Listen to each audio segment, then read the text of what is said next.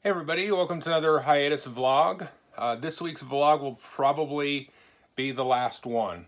Uh, I'm going to be moving physically next week, as you can see. All the moving boxes are here.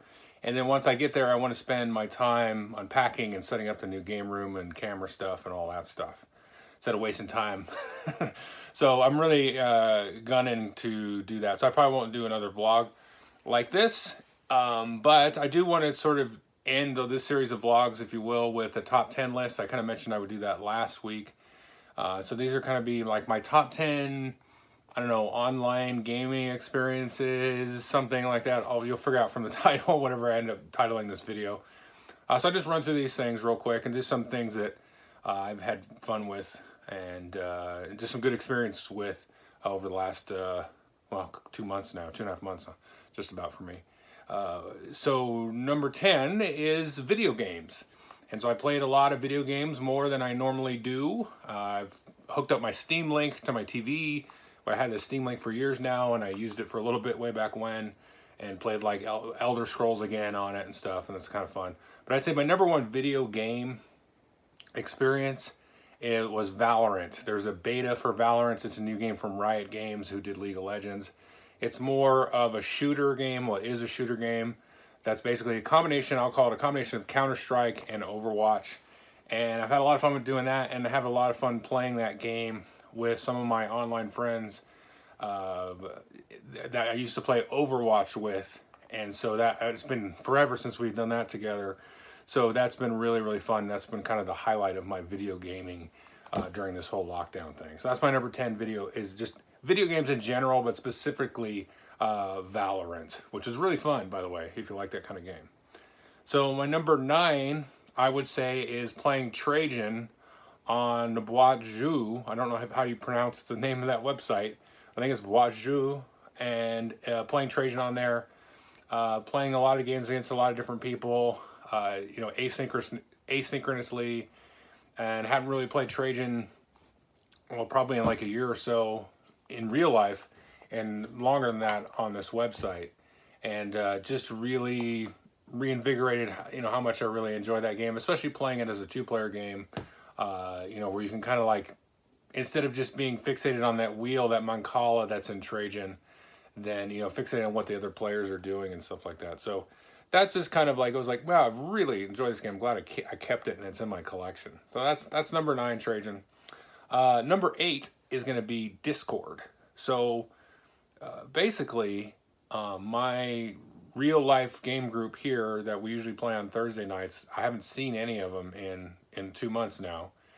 And we collectively joined a Discord channel together, and somebody set that up. And then, so we've just been living in there, chatting with each other and playing games, and, trying to set up games and talking about games and just talking about whatever. So we basically have moved our game group into Discord, and that's been fantastic. I've really enjoyed that. And I imagine that will kind of just perpetuate even after all this is over, just as a place, as sort of a landing pad for communication and whatnot. So it's been really cool. And I've used Discord a little bit, but, just to have it just serve such a great purpose like this. And we'll use it, when we play, like, in real time on Tabletop Simulator or something, and just have the Discord going at the same time so we can speak, verbally to each other. It's been fantastic, just living in there. That's number 8, Discord. Number 7, again, this is sort of a different idea than Trajan. This is another Stefan Feld game called Forum Trajanum on Yucata.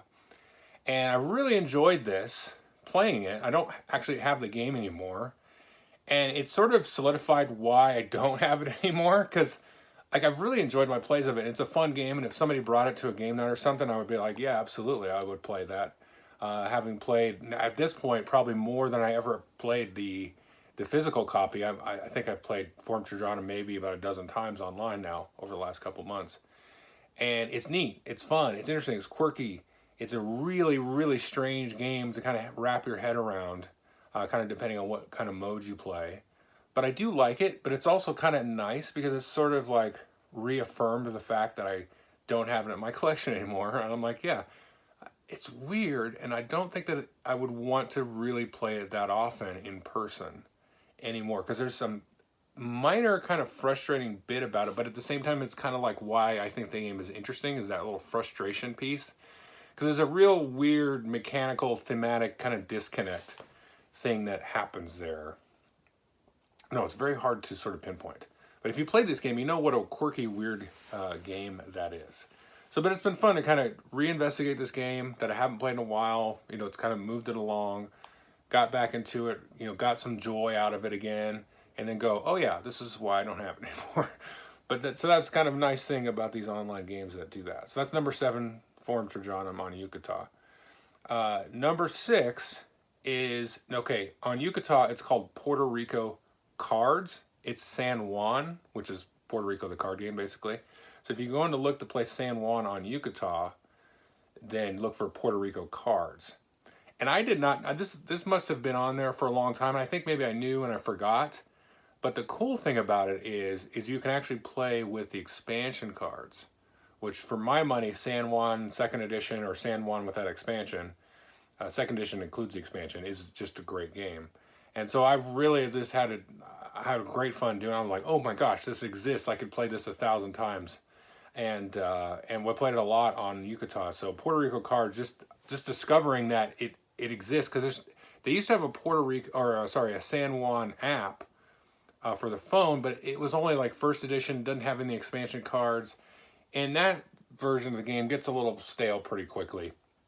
Once you have the expansion, it gives you some more kind of paths to victory. Without that, you know, there's just a couple of paths to victory, and that's all. Like, you just find one of those and go for it, kind of thing. So that was a good discovery, and I'm really glad that that's on there. And this is one that I'll continue to sort of request and play, you know, after the fact, just because I really, really do adore San Juan 2nd edition. And so that's cool. So I didn't know that was there, and so I found it. So that was awesome. That was number 6. Number 5 is not a game. It's basically the ability to do tournaments on Boardgame Arena, which I did not know that you could do. And we have done now 3 tournaments. We did Stone Age, which I got smoked at. I hate that game now. No, I hate playing it with I'm never bringing it to game group. My family and I, we played all the time, but like, you know, I'm not like sharking it to, like, oh man, there's like the wood card strategy. Okay, everybody, forget it. Anyway, Stone Age, so like ruined Stone Age for me again. So we did Stone Age tournament. We did a Race for the Galaxy tournament, which I did pretty good at. And then we did Jaipur tournament. Jaipur is this giant luck fest. It's fine. It's a cute, neat game, but I think everybody's burned out on tournaments. I'm not. I want to play something else, but I had a good time with the Race for the Galaxy tournament. And I guess the Race for the Galaxy is kind of luck too, but whatever. But when you play in a tournament, it's funny how your brain shifts. You're like, oh, that's so lucky. This is lucky. But if you're just kind of playing whatever, it's like, oh, okay, that's how it goes. We're playing a game. But as soon as the word tournament comes in, it just gets a different thing. So, but the cool thing about Boardgame Arena is you can play different formats of tournaments. I think we did 1 or 2 that were Swiss, and then one was round robin, or I don't remember. I didn't set them up. So some of the other players in the group set them up. But it was cool because it tracked all the wins and losses, and then, you know, built in tiebreakers a little bit in terms of like your score. So like had a Swiss rating kind of thing. That was really neat. I did not know that you could do that, and that is a fun, cool thing to do. And just a cool competitive kind of thing that I love doing. So that's the tournaments on Boardgame Arena. You can do it asynchronous, you know, because you can give everybody like 3 days to finish the round or whatever, and that's kind of cool. So number 5. Number 4 is rediscovering Snowdonia on Yucata, and I've really had a fun time with that one. And this is one that I'm kind of like.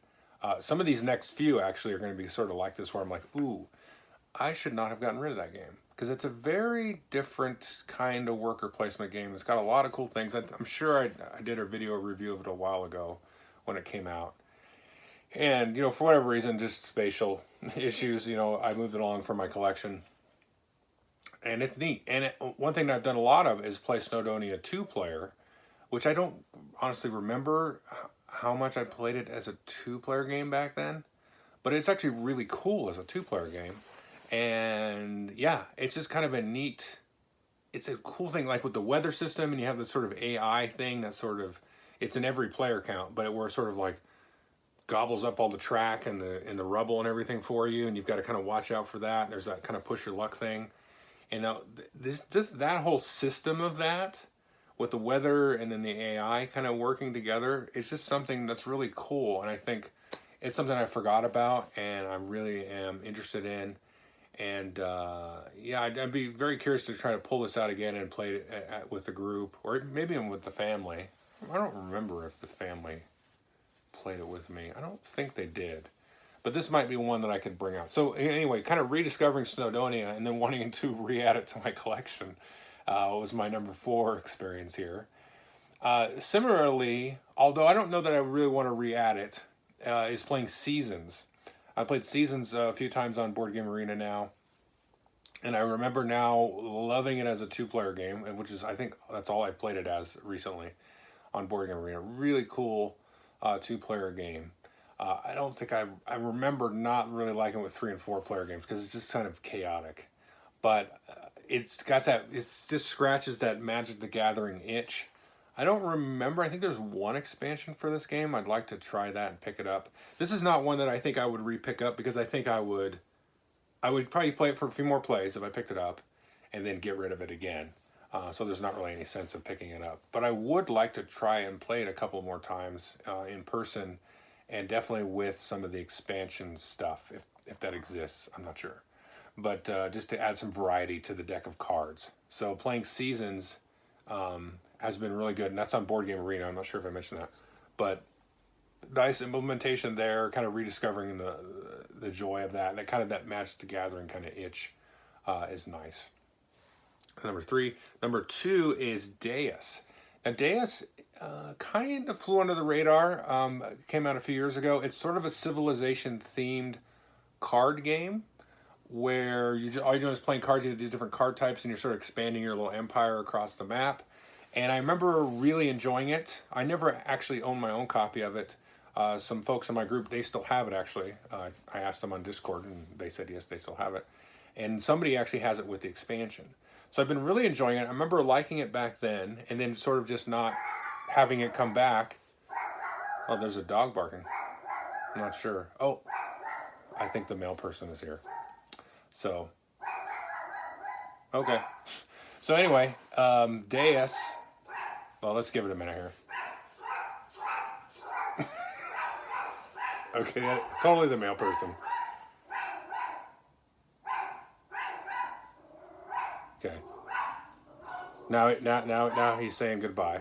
Thank you for coming. Okay, so the greeting is finished. I'm not sure if you guys could even hear that. Sorry about that. So Deus, yeah. So I played it a few years ago, really enjoyed it, then just never came back out and stuff like that.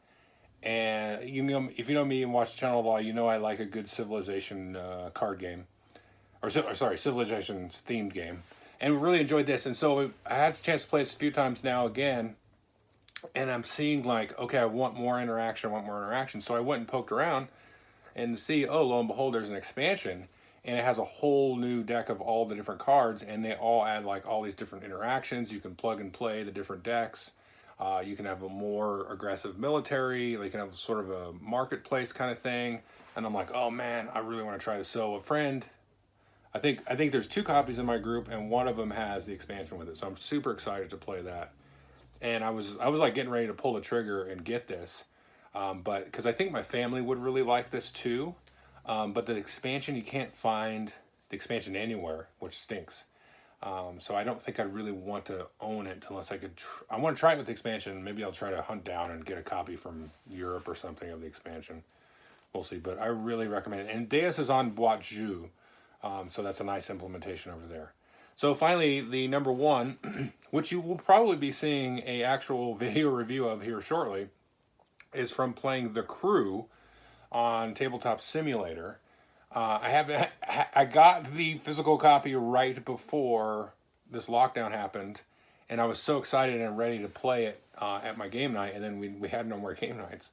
And we've played it, I mean, I can't even count how many times we've played it on Tabletop Simulator, and we played the gamut of really difficult ones and really easy missions and stuff like that.